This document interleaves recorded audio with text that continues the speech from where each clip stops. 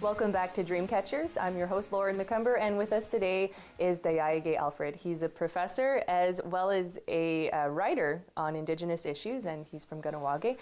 So earlier we were talking about some of the difficulties that Indigenous students face while in university, but what are some of the difficulties that they face in terms of their success in school?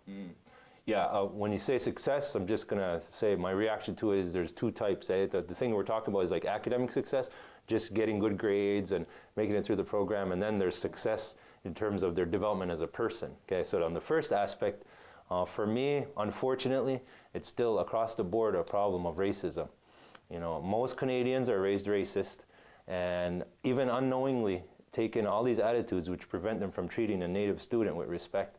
And so their ideas about our culture, where we come from, who we are, where we want to go, our rights, and all that kind of stuff are still very, very, very rooted in their desire to control us and their image of the Indian as opposed to Ungwenhumwe, you know. And so students go to class and you're expected to be this environment where knowledge is circulated freely and there's all kinds of respectful dialogue and all that kind of stuff.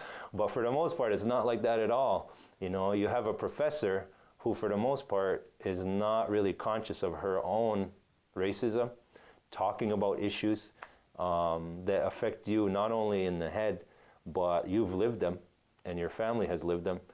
And the professor doesn't really even know as much as you do about those issues, but you have to listen to her spout off. And sometimes professors are good in the sense that they're aware of the effect, or maybe even aware of their own lack of knowledge, and they do what they can to foster, you know, respect from the student.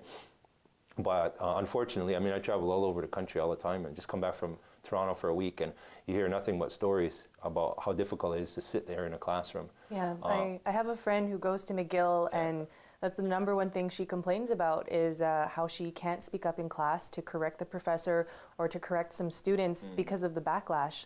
She's afraid of it, to be honest. And I think that's sad that you're put in an environment where you can stand up for yourself and you're just talked down more. Yeah, it's true. I mean, and the fact is, you know, as many Native students are going to school today, they're still the minority in the classroom. So oftentimes you, depending on the field, but if you're in Native studies, it's not likely. But if you're in journalism or engineering or political science or something like that, you'll probably be the only Native in the class. Yeah, I think there's just me and another girl in my program right now. Yeah. So how does it feel when the professor starts talking about Indigenous issues or brings up the Oka crisis and says, well, Lauren, what do you think? Or, you know, something like that. I'm not going to knock journalists. I actually think they're more open-minded, and there are a lot of immigrants in my class who compose the class setting. So I think in journalism, they would ask us, they would ask myself or my classmate what the issues are and what's really going on. And because they know that we're there listening, they'll not want to make a mistake and they'll want to refer to us and correct themselves. But I can see that happening in other programs for sure. Other programs is an important point. It varies among disciplines, like what you study, and the university. So there's a huge difference between Concordia and McGill. Yes. There's a huge difference between McMaster and Queens, between UBC and UBC Okanagan. You know, so it depends what school you choose. So that's why I always tell students, think carefully about where you're going. You know, because you want to look at what kind of supports do they have for Indigenous students, what kind of social, cultural supports do they have? Do they have elders there to help you and advise you? Do they have a lot of Native professors and a lot of Native students? Because what you're doing there is you're going to an environment that you can count on as being relatively friendly and supportive, as opposed to going to a university where there's really nothing and you're on your own. You know, if you're a strong person and you're totally confident and you enjoy confrontation, great, you know. But if you're not and you don't want to do that every single day, then look for a program where there's some support there for you. That's actually what helped turn the situation around for my friend at McGill. She started becoming involved with the First People's House there, and that's sort of what helped her connect with other Indigenous students. And I find she's more confident now. She's happier. She's not as stressed as she used to be. So yeah, that's definitely a great step to take. Yeah. So you were talking about there's a second part to success, and that's being an Indigenous person. Do you want to explain that a bit more? Yeah, and here's kind of getting beyond this first level of support. Okay, so it's one thing to kind of support the student in terms of her success academically, but then You don't want it to be a situation where, because you're going to university, you kind of put your nativeness aside for 3 years or 4 years, or if you're going to get a master's, 6 years, or a doctorate, 10 years. You don't want to have to just stop being native to do everything you need to do to survive and succeed in terms of being a biologist or a political scientist or a journalist. And so you want to go to a school, I think, that offers you the opportunity to kind of learn how to be a journalist, but also offers the opportunity to continue to grow as a native person.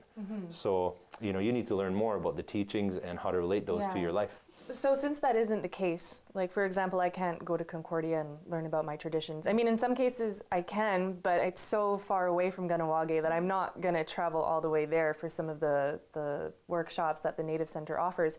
How can an individual maintain that sense of Indigenous identity? Yeah, I asked that question of someone who I know who moved from the north to Toronto. And I expected her to say, oh, Toronto, it's an urban situation. I feel so lost living here. But she said the opposite.